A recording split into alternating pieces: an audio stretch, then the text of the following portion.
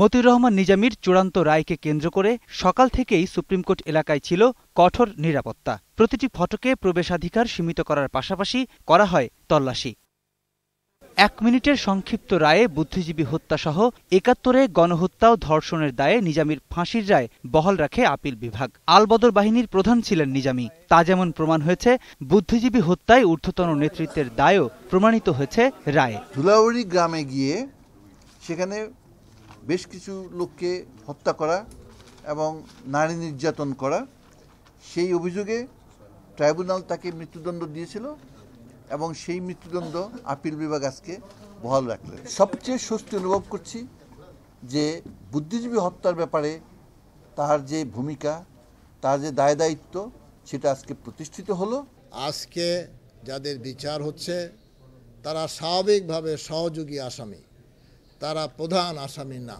প্রধান আসামি যদি মুক্তি পায় তাহলে সহযোগী আসামির সাজা হয় না। বিচারক যে দণ্ড দিয়েছেন, আইনজীবী হিসাবে আমাদের সেটাই মেনে নিতে হবে।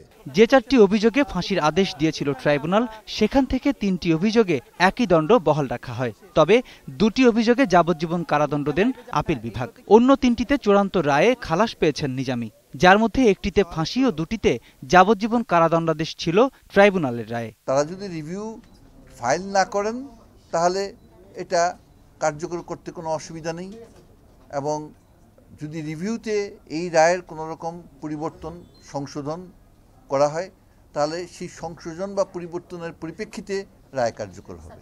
নিজামী সাহেব যদি সে পর্যালোচনা করে মামলার রায় দেখে উনি যদি আমাদেরকে পরবর্তী কর্মকাণ্ড অর্থাৎ রিভিউ করতে বলেন, অবশ্যই আমরা রিভিউ করব।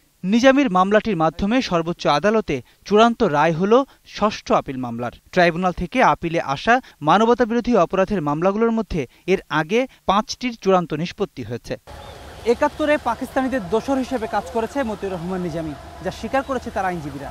এর আগেও আমরা দেখেছি আলী হাসান মোহাম্মদ মুজাহিদ দায় স্বীকার করে ক্ষমা চেয়েছেন রাষ্ট্রপতির কাছে, যা ভিক্ষা পাননি তিনি। তাই বছরের শুরুতে এই বদর নেতার মৃত্যুদণ্ডের রায় কতদিনে কার্যকর হয় তা এখন দেখার অপেক্ষা। প্রণব চক্রবর্তী, ২১শে টেলিভিশন, হাইকোর্ট, ঢাকা।